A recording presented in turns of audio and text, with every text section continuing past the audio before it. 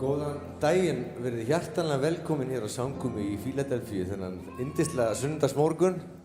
Sumarið alveg að bresta á handa við hornið, það er að koma apríl og þriðjudaginn er 1. apríl og merkisdagur ekki bara það vegna sem við gerum grín og látum fólk hlaupa aprílgabb, heldur hér verður safnaður fundur. Hann vörður sér ykkur meira frá því og eftir 1. apríl. En við ætlum að syngja og lofa Guð, ég held að sé bestu stöndum á fætur, við ætlum að taka sirpun okkur að laga. Byrjum á laga eftir Stefán Birkisson. Stefán Hilmarsson, það er allt annar maður, hann kemur hér og syngur reyndar á tónleikum rétt fyrir páska, en það segjum frá því síðar. Svo ætlum við að taka 2 lög með krát, svo ætlum við að taka þetta allt í einni belg og biðu, þannig að nú skulum við taka að halda ykkur fast og syngja saman. Smá samba hérna í byrjun. Kom og lofa Guð!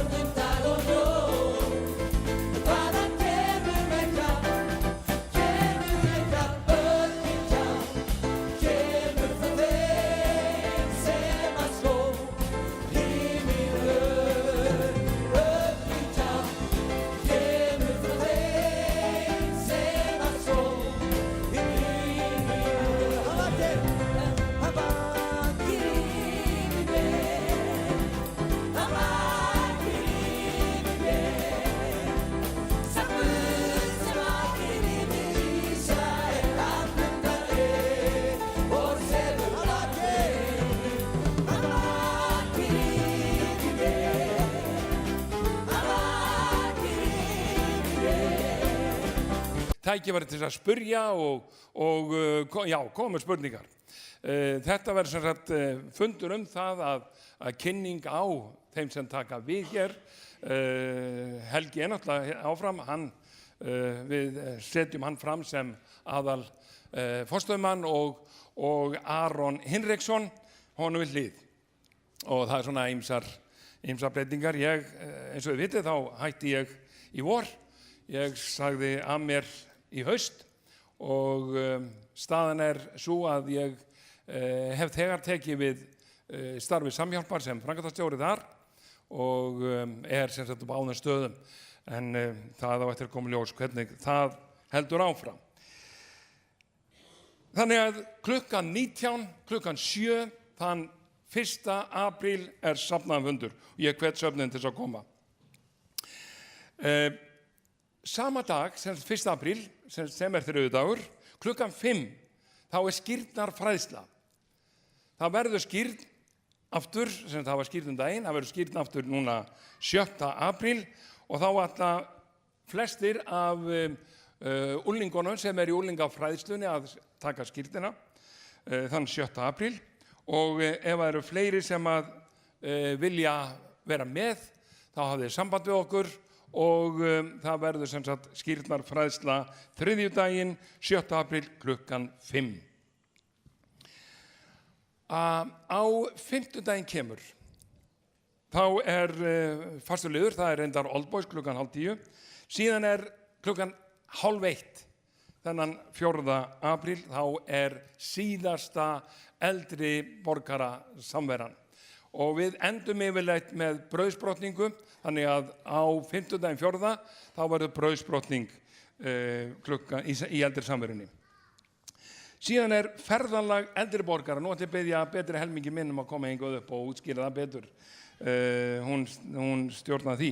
Ferðalag eldri borgara.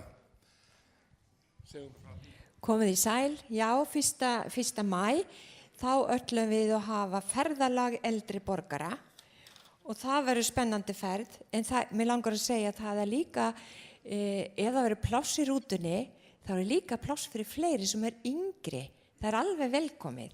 Það bara gaman að fá sem flesta með. Við munum fara Hvalfirðinum og kynnast svolítið Hvalfirðinum, fara yfir Dragháls, yfir í Borgarfirðinum og tala svolítið það og svo förum við heim. Það brottför héðan klukkan 9, það kostar 8.000 og það innifalið hádegisverð. Og það hægt að skrá sig í ferðalagi á skrifstofu safnaðarins. Bara endilega komið svo flest með og við höfum skemmtilegan dag saman. Guð bless ykkur. Amen. Heyrðu, það ýmislegt að vera meira. Kökubassar næsta sunnudag og það Royal Rangers sem skátastarf okkar sem ætla að standa fyrir kökubassar næsta sunnudag. Þau að undirbúa ferðalag til Noregs, þessi flottu krakkar og ásens eftir Royal Rangers mót og þau að safna fyrir þessu ferðalagi og ætla að halda kökubassar næsta sunnudag. Síðan var mér sagt að í dag held ég niður í barnastarfinu hæfileikakeppni. Nei, það var skráið í dag. Það var skráða í dag í barnastarfinu, en það voru hæfileikakeppni barnastarfsins 27. apríl og það sem skráningin í dag.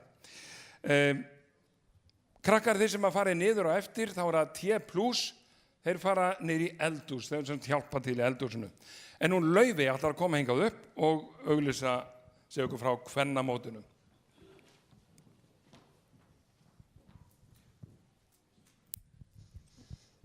Komið í sæl. Konur, það kvennamót á föstudaginn. Þannig að við mætum hérna klukkan 5 á föstudaginn, rútan fer klukkan 5:30. Ég og Anna Sigga, við verðum niðri, það síðusti dagur til að skrá í dag. Þannig að komið endilega niður og kíkið á okkur. Við getum svarað öllum spurningum varðandi gistingu, skráningu, tímasetningu, verð og annað. Og þetta frá 12 ára aldri.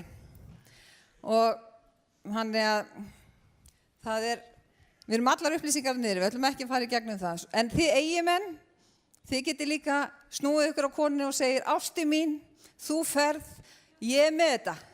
Og þið verið að gera með stæl, ég er með þetta. Og svo sendið þið konurnar á konumót. Við þurfum á því að halda, við þurfum á hver annar að halda. Það stendur í Biblíunni, sjá hvað fagurt og yndislegt þegar bræður koma saman. Það var ekki pláss fyrir setningarnar þegar konur dvelja saman. Því að það er gleði, það er hávaði, það er grátur og það er ýmislegt. Það er yndislegt að fara á kvennamót. Þannig ég hvet ykkur konur og þið menn sem eigið ekki eiginkonur, komið þá niður og borgið fyrir eina í trú að þið munu eftir næstu 2-3 árin borga fyrir ykkar eiginkonu. Amen. Glæsilegt. En svo nefnilega stendur annars staðar í Biblíunni að konurnar sem sigurbóða eru mikill her. Yes. Þannig það er ekki verri setning heldur en hitt. Þannig að Guð bless ykkur, við stöndum með ykkur konur, þeir eru flottar. Amen. Nú ætlum við að taka fórn til starfsins og við skulum vera rausnarleg í því að þjóna Guði með þeim hæfuleikum sem við höfum. Sumir geta sungið, ég kann það ekki, sumir geta predikað, ég er að reyna það, sumir geta gert þetta og hitt, en aðrir geta verið með í að gefa og þjóna. Við þurfum öll að standa saman, einn sterkur her. Amen. Svo það er posi aftast, við getum farið þangað með kortin ykkar og svo koma baukar hér og taka móti. Amen. Á meðan baukarnir ganga þá ætlum við að syngja lag sem við hefum ekki sungið held ég hérna í örgla 20 ári eða svo. Ég ætla að helmingun og kórnum meira en það kunni ekki lagið. Ég ólst upp þetta lag, minnir mig alltaf hana ömmu gömlu og hjálpræðisirinn. Textin er alveg meiri háttar og þetta er svolítið inntækið sem að Hafliði ætlar að tala í ræðinu eftir, ekki rétt? Það er rétt. Þannig að þetta fjallar það ganga með Jesú í gleði og hryggð. Gleði og þraut þar að segja. Þegar Óskar talaði við mig þetta, við vorum að ræða efni ræðunar, og þá sagði hann, og í hvaða takt eigum við að taka þetta? Og hann kom með svona til og ég sagði, þetta gengur aldrei. Við höfum bara aldrei hitt þennan takt hérna í þessari kirkju. En svona var lagið samið, þannig við skulum syngja þannig. Þannig að núna ætlum við að syngja þetta eftir nótunum, ekki eins og við erum vön. Þannig að fyrir ykkur sem hefur verið lengi með og þið segir, býtu, þetta er aðeins og hratt eða aðeins og eitthvað, þetta er bara eins og þetta var skrifað, svona cirka upphaflega. Og textan án Kristín Sæmundsdóttir.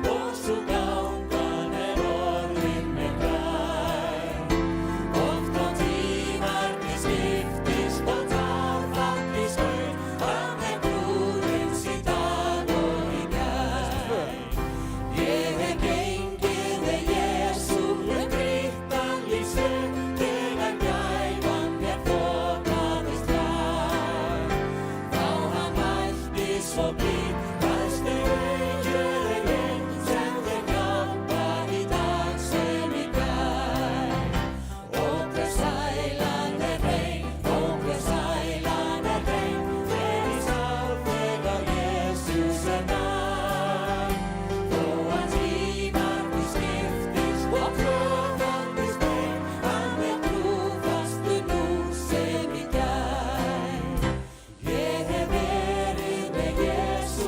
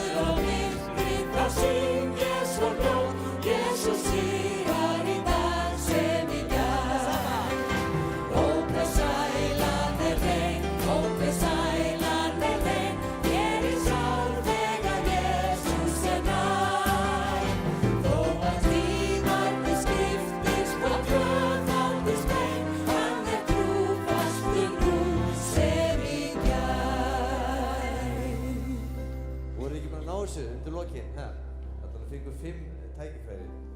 Ég get nú sagt ykkur hérna, þetta voru 5 erindi sem sagt og viðlag. Þetta lag söng ég þegar ég var 12 ára gamall, einsöngin á kassettu, spáði það. Langt síðan, mörg ár. Það var reyndar annan texti, Hjálpræðisherinn var með annan texta við þetta lag. En við ætlum að fara núna að hleypa börnunum niður og þeir sem eru í ferminga, eða í fermingafræðslunni segi ég er búinn að vera að spila svo mikið fermingum að þetta er unglingablessunna. Þau ætla að fara niður núna og fá sína fræðslu sem er samsvarandi eins og þau sem eru að fermast hjá þjóðkirkjunni. Ég held að færum þessi gegnum sama efnið. Frábær hópur sem þar á ferð og sonur minn hérna, Óskar nafni minn, meðal þeirra. Við ætlum að syngja saman nokkuð lög áður en að Hafliði kemur upp og ætlar að tala og ég veit að hann ætlar að sýna okkur einhverja glæru á tjaldinu, allavega eitthvað spennandi. Við ætlum að byrja að syngja lag sem ég hugsaði til Jóa Ingimars sem er hérna oft í kórnum, hann er í frí í dag, en þetta lag er sérstaklega eitt af hans óskalögum, uppáhaldslögum. Við ætlum að syngja saman I am the God that healeth me. Þessi vill ekki fara niður, en hún skal, nei. Svona er þetta.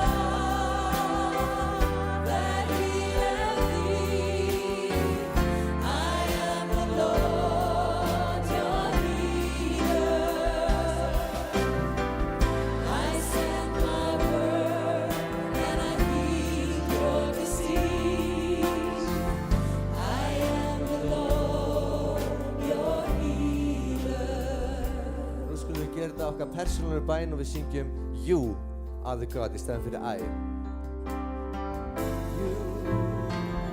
You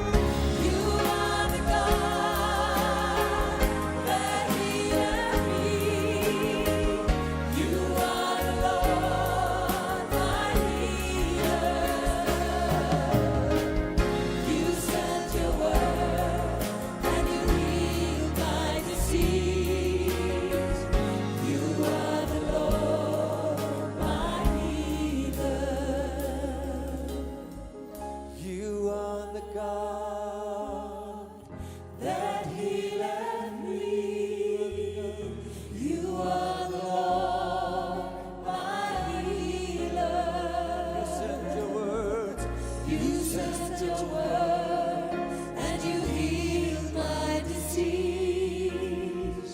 You are the Lord, my healer. You sent your word and you healed my disease. You are the Lord, my healer.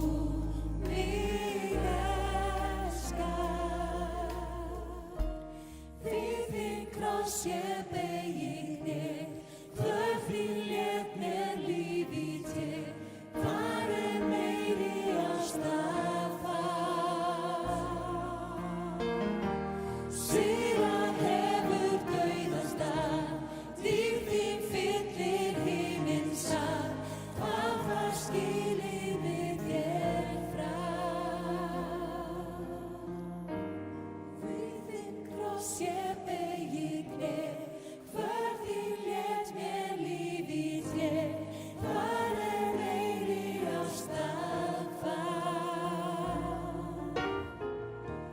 Sigrað hefur dauðans stað, til þín fyllir himinn sal, það var skilinir þér frá.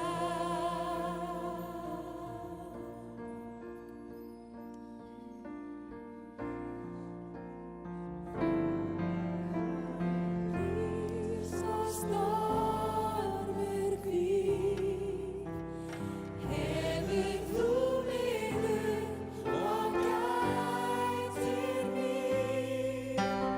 Faðir flóðið hörfa fyrir þér, þú ert minn Guð, hljóður ég er. Fel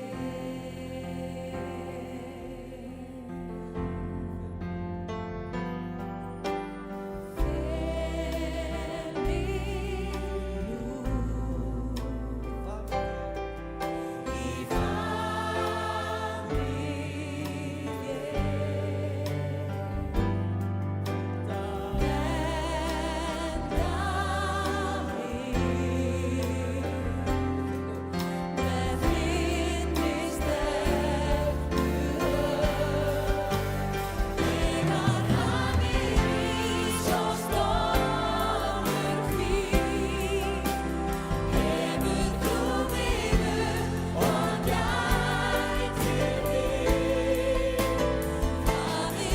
í famni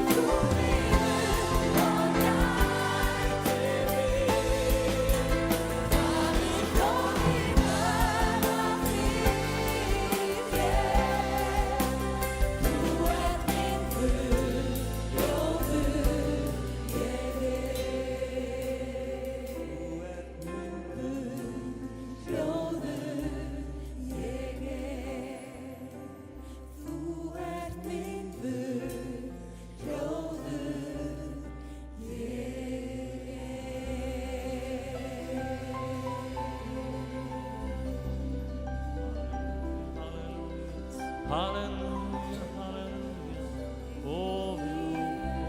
við dýrkum þig. Halleluja, halleluja, halleluja, við vexum þitt nafn, við lyftum þínu nafni, við lofum þitt nafn. Halleluja, halleluja, halleluja, halleluja, halleluja. Þegar hafið rís og stormur hvír, hefur þú mig og gætir mín. Faðir flóðið hörfa fyrir þér, þú ert minn Guð, hljóður ég er. Halleluja, halleluja. Drottinn, ég þakka þér fyrir það sem að við eigum í þér, fyrir öryggi og frið, fyrir von, fyrir lífið, fyrir allt það, Drottinn, sem að þú gefur okkur. Og Drottinn, ég legg okkur í þínar hendur áframhaldandi. Biður Drottinn að blessa orðið sem að þú lagt mér á hjarta. Ég biður Drottinn minn að það megi ganga fram og að þitt sáðkorn megi finna góða jörð og bera góðan ávöxt. Drottinn, þess bið ég í Jesú nafni. Amen.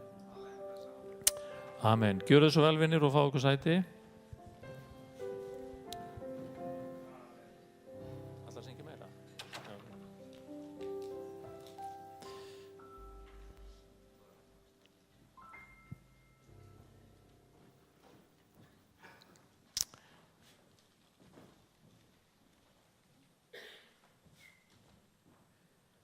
Ég er bara svona aðeins að velta því fyrir mig hvað er að gerast á baka mig. Yfirskrift ræðunnar í dag er njóttu ferðarinnar. Og það var fyrir nokkur vikum síðan þegar ég var að svona hugsa til þessa sunnudags, að þá kom þetta til mín og var bara hluti af einhverju sem ég var að hugsa og tengja svona mínu daglega lífi. Og síðan hefur þessi hugsun verið í huga mínum og ég hef verið að skoða bæði ritningateksta og eins hluti sem hafa með það að gera, njóta ferðarinnar. Og ferðin í þessu samhengi er auðvitað lífið. Mér langar að sýna ykkur mynd, sem ég vona að koma hérna upp á glærurnar á bak við mig. Ég setti þennan texta bara inn á netið og svo kemur sem sagt myndir, maður getur valið myndir. Og við myndina. Það kemur hérna, bara að græjumálunum, kom ekki til rafmagninn á tölvuna þegar við vorum hérna upp úr 10, svo við áttum í heilmiklu ströggli. Kemur myndin ekki? Þetta er bara myndin einfalda? Hún er komin, ok, gott mál. Þetta er sem sagt eitt af því fyrsta sem að birti sem að flettir upp Enjoy the journey. Og ég veit ekki alveg hvað þið sjáið, hvað þessi mynd eigi að tákna. En mér langar að biðja ykkur svolítið að hugsa, hvað táknar þessi mynd fyrir ykkur? Hvað sjáið þið í þessari mynd þegar þú horfið á hana?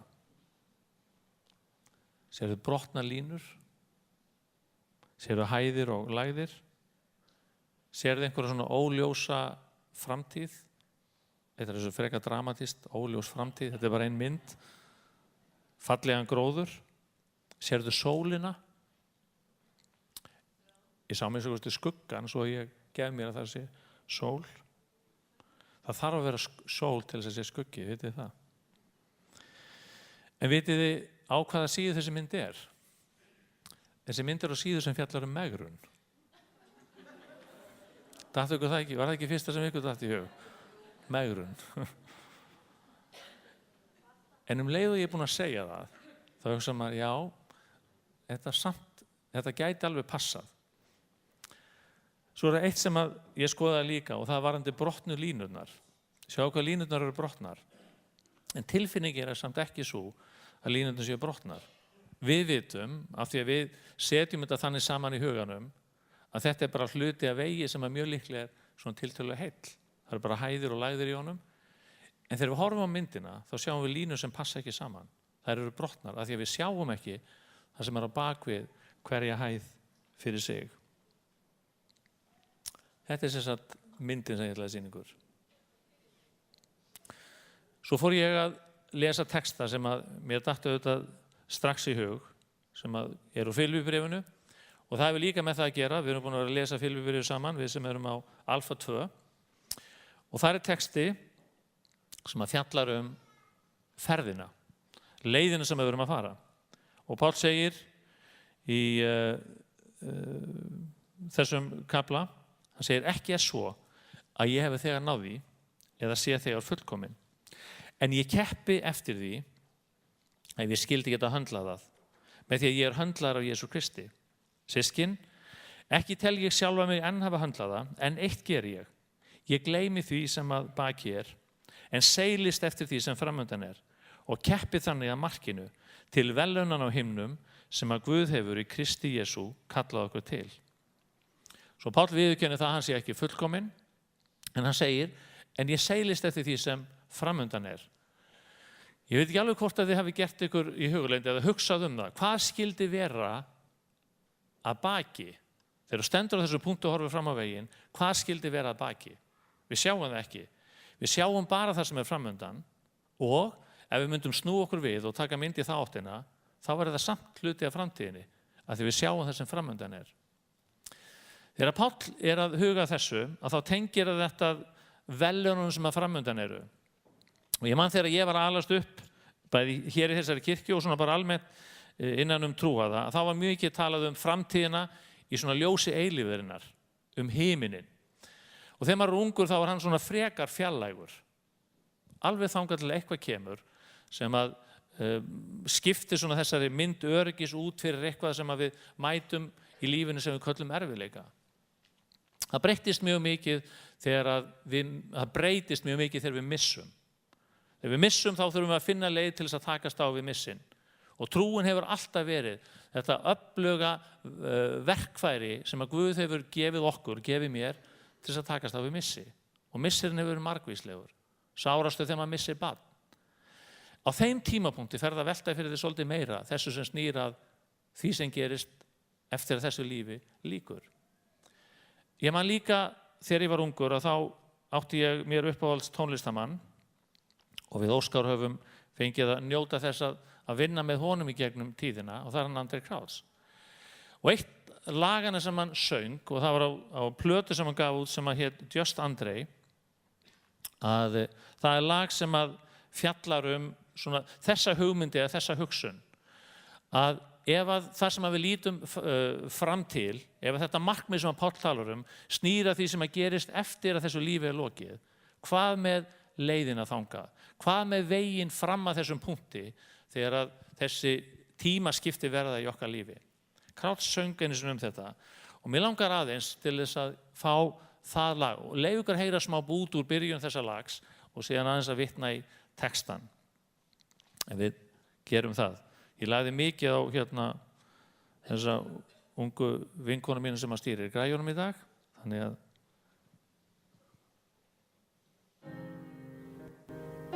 You may ask me why I serve the Lord. Is it just for heaven's gain? Or to walk those mighty streets of gold and to hear the angels sing? Is it just to drink from the fountain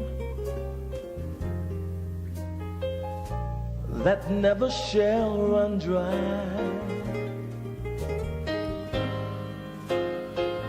Or just to live forever, ever and ever, in that sweet old by and by? But if heaven never was promised to me, neither God's promise to live eternally, it's been worth just having the Lord in my life. Living in a world of darkness, He came along, brought me the light. If there were never... Nú ætlum ég aðeins að fá bara að lækka, ég ætla ekki að spila meira af þessu fyrir ykkur. Þetta er svona réttindamál líka, ég veit ekki hvað ég má þetta einu sinni, spila þetta svona, allavega við spilum bútinn. Þegar ég var ungur, Andri Krauts er rétt rúmlega 30 þegar hann gefur þetta lag út. Og ég man að þetta höfðaði mjög sterkt til mín. Þetta af hverju þjóna í drottni. Hver er svona grunnurinn fyrir þessari göngu minni? Af hverju að lifa þessu lífi? Ef þetta hefur fyrst og fremst að gera með fyrirheitum eilíft líf, þá var, minnst okkur þegar ég var ungur, þá var þetta alveg óhemju langur tími þangað til. Og hvað með þann tíma? Hversu áhugaverður, skemmtilegur, hversu spennandi var það? Það er svona hugtök sem maður notar þegar maður er ungur. Og þetta lag talaði mjög sterkt til mín. Og það segir í þessum texta, fyrir ykkur sem að skildu kannski ekki enskuna, hann segir, ef að himinin væri ekki inn í loforðapakka Guðs, þá væri það samt þess virði að fylgja Drottni, vegna þess að hann hefur verið með mér alla daga. Og þannig nálgaðist ég þetta. Þetta var svona eitt af þessum lögum sem að hjálpaði mér að setja fókusin ekki bara á einhverja framtíð sem að virti svo langt í burtu, heldur á núið. Að leyfa mér að njóta ferðarinnar. Líka og ekki síst í þessu samhengi að ganga með Kristi. Og nú langar mig aðeins til þess að tala svona nokkra punkta sem að ég held að skipti máli fyrir okkur öll. Ég las smá pistil frá henni Joyce Meyer. Hún var að tala sitt ferðalag og sína göngu. Og eitt sem hún sagði sem að mér fannst svo gott, hún sagði, þú þarft að kissa 8 bless og njóta ferðarinnar. Þú þarft að kissa 8 bless og að njóta ferðarinnar. Hvað skildi verða til þess, eða vera til þess svona almennt í lífi okkar, að við eigum svona erfitt með að njóta ferðarinnar oft á tíðum. Og ferðin getur oft verið mjög ánægleg og mjög skemmtileg. Og það koma svona tímabil þar sem að við höfum svona engar áhyggjur í lífinu. En svo koma þessar erfiðu stundir og stundum þessar svona stóru spurningar sem að ná mjög djúpt og við höfum að velta fyrir okkur hver er tilgangurinn. Stundum tilgangurinn bara með öllu því sem er að gerast í kringum okkur. Og allt þetta hefur svo mikil áhrif á líf okkar. Og smám saman kannski dregur úr ánægjunni og gleðinni að njóta ferðarinnar. Joyce Meyer sagði líka, von er jákvæð vænting gagnvart góðum hlutum. Vonin er jákvæð vænting gagnvart góðum hlutum.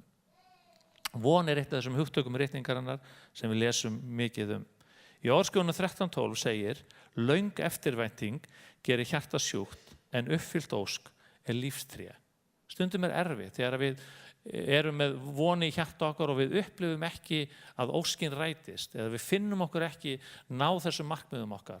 Þetta er mjög merkilegu texti. Löng eftirvænting gerir hjarta sjúkt. Ef við erum alltaf að bíða eftir einhverju, það gerir hjarta sjúkt. Og það vill nú svo merkilega til að svona nútíma áherslur benda einmitt á þetta. Ég vitna stundum í bókina Meiri hamingja sem kom út fyrir nokkrum árum síðan. Megin áherslan í henni er þessi. Hamingjan þín, hún er aldrei bundin eða búin á einhverjum stað sem að þú nálgast yfir einhvern tíma og nær svo þessu fullkomna sátt hvort sem það er við lífið eða við þið sjálfan. Hamingjan verður aldrei þetta góða ástand sem við sækjum eftir nema við njótum ferðarinnar. Svo eftirvæntingin, ef við lifum stöðugt í eftirvæntingu gagnvart einhverju sem gerir síðan aldrei, þá segir orðskveðinni þessi 3000 ára gamli texti, hann segir það gerir hjarta sjúkt. Við þurfum að njóta ferðarinnar. Það þarf að vera í lífi okkar eitthvað sem að gefa lífinu svo mikið gildi að hver nýr dagur færir okkur þessa von og eitthvað á hverjum einasta degi minnur okkur á það sem við eigum í trúnni á Jesúm Krist. Ég vitna stundum í texta úr Davíðssálmum, spyr stundum að þið vitið hvaða dagur er í dag og nú kunna væntanlega flestar hérna inni. Vitið þið hvaða dagur er í dag? Dagurinn sem Drottinn hefur gjört. Það einn hefur lært minnst okkur stig og ég sá að aðrir voru að byrja en þetta er ég heyrði mjög góða sögu hérna á Ásóti Samhjálpar á föstudaginn. Það var Nási Friðrik sem hann var að segja frá því að það var skólastjóri, held ég barnaskólans eða gagnfræðaskólans líklega í Vestmannaeyjum. Eða það var annarkur skólinn. Og hérna, hann er með bekk sem er algjörlega stjórnlaus. Hann segir bækur flugu, það var bara, þetta var svona kennslustund þar sem ekkert gekk upp nema læti. Og að lokum missir skólastjórinn algjörlega þolir með hann og öskrar upp og segir þeim að snarhætta þess og segir svo, ég er viss um það að 70% af þeim sem hér er inni kunni ekki einu svona að lesa. Og það er svona dauð og þögn yfir salinn eða herbyggið. Svo réttir eitt svona skjálfandi upp hendin og segir, það er ekki svona margir inni.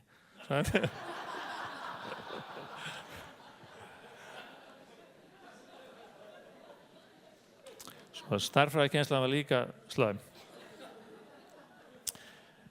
En þetta að geta notið ferðarinnar, að geta upplifa vonina í þessu lífi og þetta er dagurinn sem Drottinn hefur gjört. Og ég hef stundum sagt frá því. Ég var staddur í Kristallskirkjunni í Anaheim í Kaliforníu þegar ég heyrði þessi vers og ég heyrði á Omega og svona, heyrði hérna Robert Schuller segja þetta, en það einhvern veginn þegar þú ert á staðnum og situr þarna og þú finnur svona vindblægin frá hérna hlýjum, nú komið til Kaliforníu, frá svona hlýjum hérna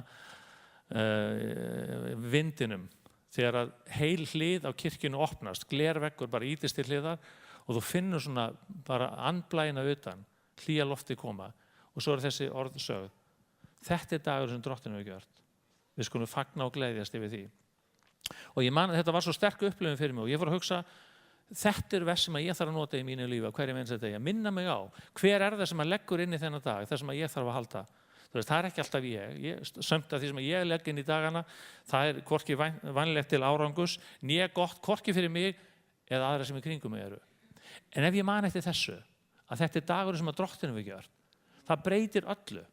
Og bara það að nota þetta vers og leyfa þessu versi að lifa í lífi sínu, að vakna á mótnana og geta sagt þetta, það breytir afstöðunni. Og þegar við breytum afstöðu okkar, þá breytist viðhorfið. Og viðhorf hefur áhrif á tilfinningar okkar, það hefur áhrif á það sem við hugsum og það sem við hugsum hefur áhrif á það sem við gerum. Þannig að það hvernig við byrjum skiptir svo miklu máli. Svo vonin, þegar við lesum í 1. Korintharbréfi 13, mér svo fallegt hvar vonin staðsett í þessum kærleikskafla. Hún staðsett á milli trúar og kærleika. Vonin staðsett á milli trúar og kærleika. Nú varir trú, von og kærleikur. Þetta þrennt. En þeirra kærleikur mestur heldur en að segja. Ég sagði með mér, ef við næðum nú að staðsetja vonin okkar þar, milli trúar og milli kærleika, milli trausts til Guðs og að gefa af okkur í samskiptum við aðra. Því að þar upplifum við líka vonina á okkar daglega lífi í samskiptum þá sem í kringum okkur eru. Í framtíðinni lítið pláss fyrir fortíðina. Deilur og ágreiningur oftar en ekki hluti af lífinu og ofta tíðum bara hluti af lífinu, ekkert með einhvern formerkjum, jákvæðum eða neikvæðum. En þær verða líka oft hluti af vandanum. Óleyst fortíðamál verða ofta að vanda framtíðarinnar. Og við þurfum augljóslega að vinna úr sumu. En mörgu þurfum við bara að sleppa. Við þurfum að læra að sleppa og við þurfum að læra að halda áfram. Í Rómarbréfinu 14 þá Páll að tala til kirkjunnar í Róm. Hann svo sem að tala til okkar allra. Og hann segir, látið því ekki hið góða sem þið eigið verða fyrir lasti. Guðsríki ekki matur og drykkur. Það réttlæti, friður og fögnuður í heilugum anda. Hver sem þannig þjónar Kristi Guði velþóknanlegur og í metum hjá mönnum. Og aðeins bara til að setja þetta í samhengi, eða fyrir ykkur sem hafa verið hjá mér í biblíulesturum eða á alfanámskeiði, þá legg ég alltaf áherslu á samhengihlutina. Þetta vers stendur ekkert bara eitt og sér. Þó við notum það svona eitt og sér, þá þetta í ákveðnu samhengihlutina. Og samhengi þetta, þeir voru að takast á það hvort það veri rétt að borða allan mat og drekka alla drykki. Þetta sem sagt textinn. Þetta samhengið. Og þeir svona fóru fram og tilbaka í þessu og veltuðu fyrir sig hvort að það veri synd að borða kjöt sem að hefði verið fórnað og þú vissir ekki af því, það sem sagt fór svo bara í búðir til búðir. Ég veit ekki hvernig þetta var. Jú, það var örugglega verslan þetta líka. En sem sagt þú keyptir á markaðnum. Og þá var spurningi þessi, kjötið sem þú kaupir, ef þú veist ekki hvaðan það kom, þú veist, og það kemur hugsanlega úr einhverjum kringumstæðum, eða úr musturinn þar sem að því var fórnað, það synd fyrir þig. Við ætlum ekki að fara út í þessa umræðu. En þetta voru deilurnar og þeir svona ræddum þetta fram og tilbaka og Páll að leysa þessa deilu, að reyna að hjálpa þeim til að taka fókusinn af ágreiningi og af deilum og á það sem þau eiga og það það sem að mér finnst skipta svo miklu máli. Ágreiningur verður alltaf hluti af samfélagi okkar við annað fólk. Það það á heimilum okkar, það í kirkjunni okkar og núna þegar við erum að takast á við allar það breytingar sem eiga sér stað í kirkjunni, þá sýnist okkur sitt hverjum og það bara allt í lagi. Ágreiningur mun aldrei valda einhverjum sérstökum vanda. Það hvernig við förum með hann sem að skipta sköpum. Svo Páll segir, svona í kjölfar alls þessa, það eru ólíka skoðanar á því hvað á að borða og hvað á að drekka og annað, þá segir hann, en láttu ekki hið góða sem þú átt verða fyrir lasti. Ekki missa af þessu góða út af einhverjum ágreiningi eða átökum sem þú lendir í við aðra. Að njóta ferðarinnar hefur einmitt að gera með þetta. Láttu ekki hið góða verða fyrir lasti. Svo segir hann, guðsýki ekki matur og drekkur. Við höfum ólíka skoðun af því og munum hafa það áfram. En hann segir, guðsýki réttlæti og friður og fögnuður í heilugum anda. Það guðsýkið. Það það sem við eigum. Svo vonin fólgin í þessu að öðlast þetta, að eiga þetta, að geyma og varðveita það og njóta þess. Hvenær? Á hverjum einasta degi. Jesús sagði í Jóhannes 10:9-10, hann sagði, ég dyrnar. Sá sem kemur inn mig mun frelsast og hann mun ganga inn og út og finna haga. Svo segir hann, þjófurinn kemur ekki nema til að stela, slátra og eyða, en ég komin til þess að þér hafi líf í fyllstu gnægð. Að njóta ferðarinnar hefur að gera með það að nýta fyrirheitin sem við eigum.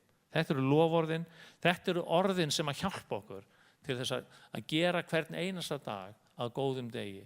Að degi þar sem að við fáum að upplifa og reyna þar sem að Guð hefur að gefa. Það verður ekki matur og drykkur og það svona kannski frekar einfaldir hlutir. Það oft stærri og meiri og erfiðari hlutir sem að ræna okkur ánægju, friði og gleði. En það í þeim kringumstæðum sem að við þurfum svo mikið á þessu að halda. Og munið þið bara, í framtíðinni lítið pláss fyrir fortíðina. Fagnaðu í voninni. Breytingar eru óumflýjanlegar. En það geta líka verið breytingar til góðs. Stundum missum við svolítið vonina að breytingar geti orðið til góðs. Og ég tala við svo marga í gegnum tíðina. Ég var daginn þá var ég eitthvað að líta á töluna ég er með svona uppsafnað tölu yfir hvað ég hef skrifað út margar kvittanir og mér hálf brá af því að ég búin að taka svona 10.000 viðtalstímar sem að ég hef átt núna bara á undanförnum 13 árum síðan. 10.000 viðtalstímar. Þetta alveg fáránlegt. En það ekkert fáránlegt við þetta. Þetta safnast bara yfir þennan langa tíma. Erfiðustu tímarnir eru tímarnir þar sem þú finnur ekki pláss fyrir vonina. Það sem endalausa tilraunir til þess að laga hafa engan árangur borið. Að fagna í voninni hefur einmitt að gera með þetta. Að finna neistan, finna staðinn. Að finna þetta augnablik stundum sem að hjálpa okkur til þess að skynja hver við erum og hvað við eigum. Og hefði góða sem að við eigum að það verði ekki fyrir lasti. Ég var líka að hugsa það og hluta þessu fættist þegar ég var bara að hugsa alla breytingar sem að framöndan eru hér í kirkjunni. Ég búin að vera lengi með hér. Ég ætla nú ekki eins og að fara að telja árin. Segi bara til aldurinn. Ég hef fengið að ganga með í gegnum alls konar tímabil hér í kirkjunni, í alls konar breytingar. Og það eitt sem að ég svo óendanlega þakklátur fyrir. Það að á hverju einasta tímabili undir leiðsögn þeirri sem hafa leitt hér, í tónlistarstarfinu sem hefur verið mjög fjölbreytt og frábært í gegnum árin, þá Guð einhvern veginn gefur mér náð til þess að njóta. Og það margir sem hafa gengið með mér í gegnum tíðina sem að hafa einhvern veginn ekki náð að njóta eða náð að njóta skamman tíma og síðan einhvern veginn dofnar eitthvað. Og oftast hefur það að gera með einhvers konar annarkot ágreining eða skoðanir á hinn og þessu, tónlistinni til dæmis. Mér fannst óendanlega gaman að syngja í kórnu hjá Árna Arnbjarnar og spila í hljómsveitinu og spila í lúðrasveitinu og syngja í einhvers konar hljómsveitum og taka þátt í æskulistarfinu og svona. Ég man það. Og daginn, og þetta fættist að hluta til, ég var upp á palli og við vorum að syngja og spila og ég sá með mér, mikið ég óendanlega þakklátur fyrir að fá að vera hér á þessum stað í þessari kirkju og njóta þessa tímabils. Svo talaði við mann ekki löngu síðar, frekar ungan mann og hann svona fann einhvern veginn tónlistin allt til foráttu. Og ég sagði með mér, ok, þetta eitt viðþorf og okkur greinir á þetta. En ég fór að hugsa, við njótum ekki þess sem að gerast í dag þegar við hugsum það á morgun. Að því við tökum ekki þessa nútíð inn í framtíðina öðruvísi en sem einhvers konar minningu. Við getum notað hennar þannig. En það svolítið eins og myndin sem við sáum áðan. Þetta vegur framöndan. Við sjáum ekki á myndinni hvað var að baki. Það að njóta þess sem að gerast. skiptir svo miklu máli. Ef við njótum þess ekki, þá mun hamingjan í framtíðinni vera alltaf svona skammlíf. Það að klára skólan eða klára verkefnið eða klára að alveg börnin eða klára eitthvað og njóta ekki ferðarinnar verður til þess að við upplifum aldrei þessa hamingju eða þessa stöðugu von sem að Guð hefur gefið okkur fyrirritum í okkar daglegu lífi. Hvernig ætlar að njóta ferðarinnar? Þú verður að geta notið hvers dags. Þú verður að geta fundið eitthvað í hverjum einasta degi til að njóta. Páll segir aftur í Rómarbréfinu, réttlætt af trú höfum við því frið við Guð, sakir drottins og Jesú Krist. Hann hefur veitt okkur aðgang að þeirri náð sem við lifum í og við fögnum í voninni dýrð Guðs. Réttlætt af trú höfum við því frið við Guð, sakir drottins og Jesú Krist. Friður við Guð er grunnurinn að góðu lífi, grunnurinn að því að njóta ferðarinn. Og svo kemur þetta, hann hefur nefnilega veitt okkur aðgang að þeirri náð sem við lifum í og við fögnum í voninni dýrð Guðs. Hann segir líka hérna aftar í þessu sama í Efesusbréfinu það, 1. kafla á versi 15-23, ég ætla bara að lesa hérna brot úr þessu. Hann segir, ég ætla aðeins að lesa meira úr, þetta er svona langur lestur, ég ætla bara að lesa brot úr svo samt. Eftir að hafa heyrt trú ykkar á Drottin og kærleika ykkar til allra heilagra, hef ég þess vegna ekki látið af að þakka fyrir ykkur ég minnist ykkar í bænum mínum. Ég bið Guð drottins og Jesú Krist, föður dýrðarinnar, að gefa ykkur anda speki og opinberunar svo þið fáið þekktan. Og svo kemur versi sem ég langar að þið heyrir alveg sérstaklega. Ég bið hann að upplýsa sjón hjartans svo þið sjáið hversu von sem hann hefur kallað okkur til, hver ríkulega og dýrlega arfleið hann ætlar okkur með hinna heilögu og hver kröftulega hann verkar í okkur sem trúum. Og svo segir hann, þetta er sami mátturinn sem hann reisti Jesú Kristu frá dauðum. Hann segir, ég bið hann að upplýsa sjón hjartans. Ég hef átt svona frá 12 ára aldri í smá vandræð með sjón augnanna, þú veist, og það hefur verið svona lagað með hjálp glerögna og góðra manna, þú veist, þá hef ég náð því. Ég var að segja henni að dögga á þann, ég lifði alltaf við þá mýtu og mér var sagt að ég var nú heppinn að vera nærsýnn, því að þegar að ég væri orðin eldri og þegar að svona sjónin færi almennt að dabrast, að þá myndi ég aftur verða svona réttsýnn eða, þú veist, bara sjá venjulega, þú veist, algjör mýta. Nú ég bæði nærsýnn og fjarsýnn og þarf að nota 2 gleraugu stundum, fólki til mikillar skemmtunar. En þetta með sjón hjartans, það er engin augnlæknir sem að bæti það. Engin hjartalæknir heldur. Það er bara Guð sem að gefur okkur þetta að upplýsa sjón hjartans svo við sjáum hver vonin sem við eigum. Hvernig ætlum við að njóta ferðarinnar? Við þurfum að eiga von. Og vonin þarf að vera von, þarf að vera sjón hjartans og vonin sem hann hefur kallað okkur til. Og svo þetta að lokum. Þið munið lagi hans Andri Krauts hérna áðan.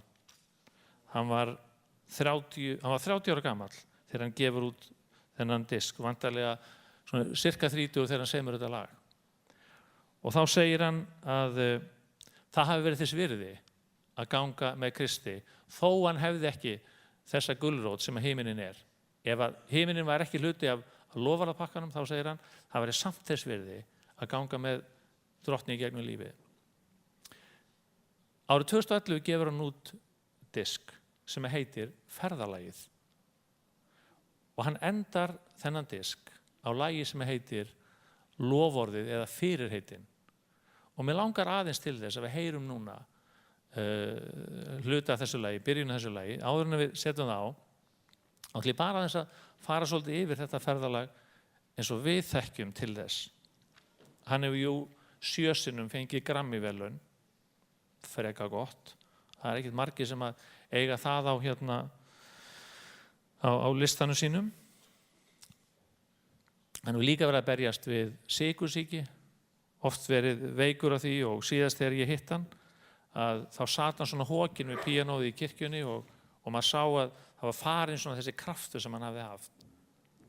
Árið 1993 og 1994 þá misti hann báða foreldra sína og eldri bróður sinn. Þetta var lítil fjölskylda, þau voru 3 systkinin og foreldrar, mjög náin og hafðu alltaf unnið saman. Pabbi hans bað fyrir honum þegar hann var eitthvað 12 ára gamall af því að það vantaði undirleikar í kirkjunni. Hann sagði, Drottinn, ég bið þig að gefa honum gjöf tónlistar. Þú veist, þegar hann var búinn að því þá sagði hann, spilaðu. Þú veist, og hann var 14 ára gamall þegar hann samdi þekktasta lagið sitt. The blood will never lose its power. Það er ennþá eitthvað mest og þekktasta lagið hans. En 93 og 94, bara á tæplega 2 ára tímabili, þá misti hann báða foreldra sína og eldri bróður sinn. Og þau tvíburasyskin, hann og Sandra, tóku við kirkjunni. Og veit þið hvað kirkjan er? Hún er í einhverju svona daprasta hverfinu í Los Angeles.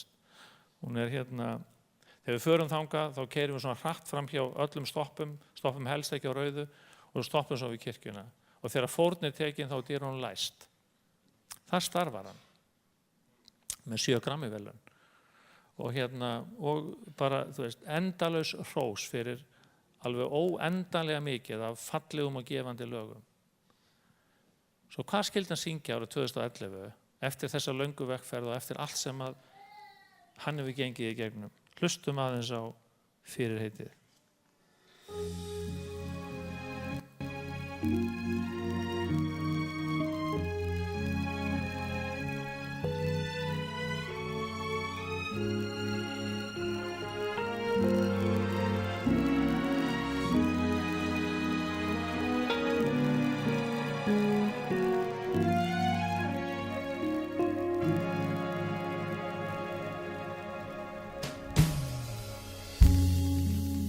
Never leave you, never forsake you, no matter what you're going through. I've got good news for you. I'll be with you always. I'll never leave you, never forsake you. No matter what you're going through, you see, I've got good news for you. I'll be with you always. And when trouble comes, and there's no other place to run, just look to me. I'll be right there. Just a whisper of a prayer. I'll be with you always. I never leave you. Never forsake you. Og svo heldur lagið áfram og þeim ég alveg fara inn á YouTube og horfa á þetta. Þetta er alveg yndislega fallegt lag. En núna er textinn, þetta er við ferðalok, þetta er lokalagið á diski sem heitir Ferðalagið. Og núna er þetta fyrirheitin sem hann vitnar í. Nú er þetta reynslan, þetta er ekki bara svona hugmynd ungs 30 ára gamals manns sem að á lífi framöndan. Þetta er 70 maður sem að takast á við söguna og ferðalagið. Og hann segir og talar í svona Drottins stað, ég mun aldrei yfirgefa þig. Ég mun aldrei fara frá þér. Hvað sem þú ert að ganga í gegnum, þá hef ég þessa góðu fréttir að færa þér. Ég mun vera með þér, alltaf. Hann heldur áfram að telja upp og nú veit maður, hann talar af reynslu. Þegar að sorgin knýr dyra. Og það er engin staður sem að þú getur flúið á. Líttu þá til mín og ég mun vera til staðar. Bara bæna hvísl er nóg. Það er nóg að hvísla bænina. Ég mun alltaf vera með þér. Þegar stormurinn blæs, þá elska ég, og hann er að tala fyrir munn Guðs, þá elska ég að annast þig. Treystu mér og þú munt sjá að ég mun vera með þér alla daga. Hvernig getum við notið ferðarinnar? með því að leyfa honum að vera með okkur alla daga, alltaf. Stundum þurfum við að setja markmiðin niður í svona litla búta. Stundum þetta spurning og mér langar kannski að fá myndina að lokum upp á þessa sem við byrjuðum á. Hún uppi, ok. Þessu hugsa hraðar heldur en ég. Hvað þurfum við að gera til þess að komast næstu 100 metrana? Kannski vitum við ekki mikið svona meira en þetta. Nú veit ég ekki eins og hvað þetta langt. Þetta ábyggilega tekið með aðdráttarlinsu. Þannig að það búið að þjappa veginu saman. En hvað þurfum við að gera til þess að komast næstu 100 metrana? Kannski það bara alveg nóg verkefni fyrir okkur. Kannski þetta ekki eins og langtíma verkefni, við náum því ekki alltaf. Við þurfum að velta yfir svolítið fyrir okkur. Hvaða aðgerðir þarftu að framkvæma? Hvaða verkfæri þarftu að nota? Og hverja viltu fá með þér? Hvaða aðgerð þarftu að framkvæma? Hvaða verkfæri ætlar að nota? Og það sem að ég held að skipti mestu máli, hverja ætlar að fá með þér? Og þar byrjum við auðvitað á Guði. En við þurfum líka á hvert öðru að halda. Ég veit alveg hvað ég ætla að gera núna eftir hátíð. Ég hringdi í nokkra í gær og ég sagði, það er heiðskýrt, það er alveg óbúslega fallegt að horfa upp á móskasnúka, vil ég labba með mér. Og það er einhverjir 5-6 sem ætla að gera það. Og það er hluti af því að bara eiga samfélag, að njóta. Og það er fátt sem að gera mér jafn gott eins og þetta. Og ég elska að byrja sunnudaga hér. Það er hluti af því að njóta ferðarinnar. Og ég hef notið þessa dags og ég vona að við njótum þessa áfram sem að Guð ætlar og mun gera hér á þessum stæði, þessari kirkju, í þessu samfélagi, með ykkur, vinum mínum og systkini. Njótum ferðarinnar saman. Amen.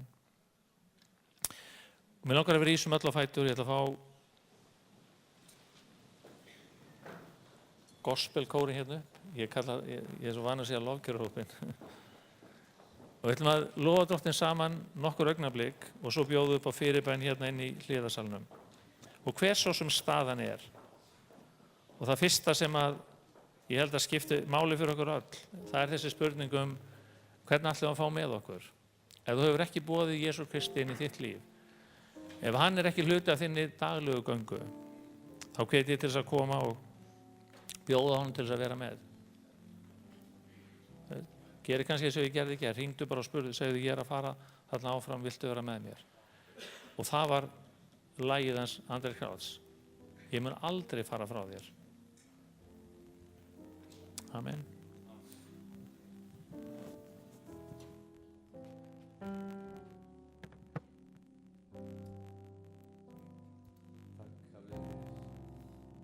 Uppörvandi ræðu. Ég vissi ekkert að hann ætlaði að tala Andrew Krauts í dag.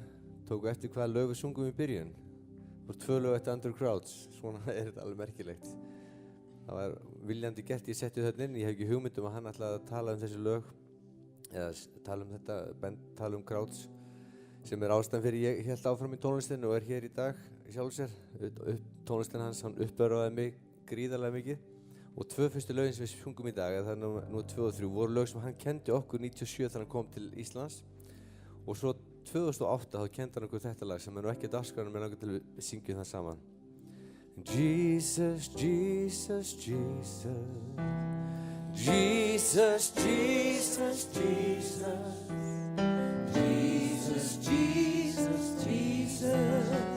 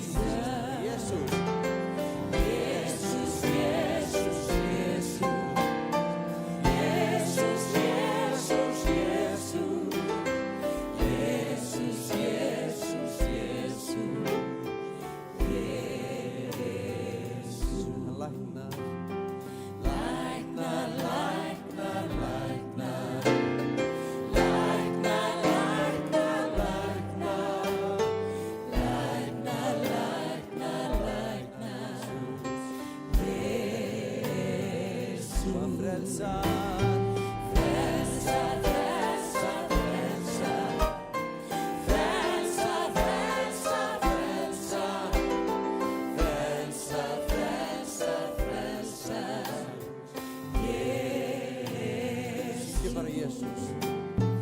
Jesús, Jesús, Jesús. Jesús, Jesús, Jesús. Jesús, Jesús, Jesús. Jesús.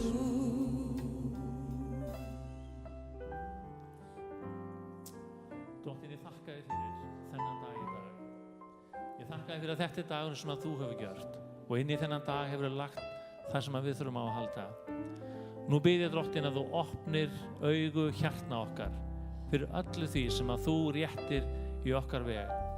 Ég þakka þér fyrir vonina sem að við eigum, vonina sem er byggð á þessum grunni að þú hefur lofað að vera með okkur alla daga, allt til enda veraldar. Drottinn, þegar að við höfum meðbyr þá tökum við kannski minna eftir því. Þegar við höfum mótbyr og þurfum mest á því halda, Drottinn, hjálpa okkur að sjá og skynja og skilja að þú ert með okkur.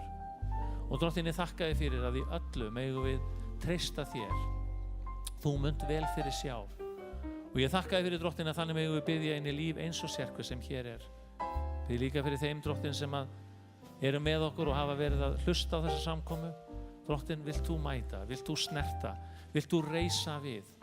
Og ég þakka þér fyrir, Drottinn, að þessi dagur má vera dagur, Drottinn, sem að er fullur af von, af eftirvæntingu ekki bara eftir því sem að gerist eftir langan tíma, heldur eftir því að þú mætir, að þú snertir, að þú styrkir og að þú blessir. Blessar, blessar, blessar. Blessar, blessar, blessar.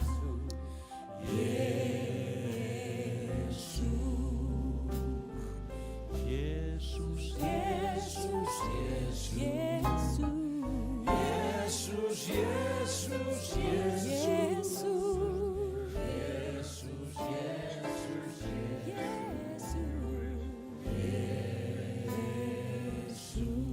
Það er komið að lokum samkomunar hjá okkur í Fíladelfíu í dag.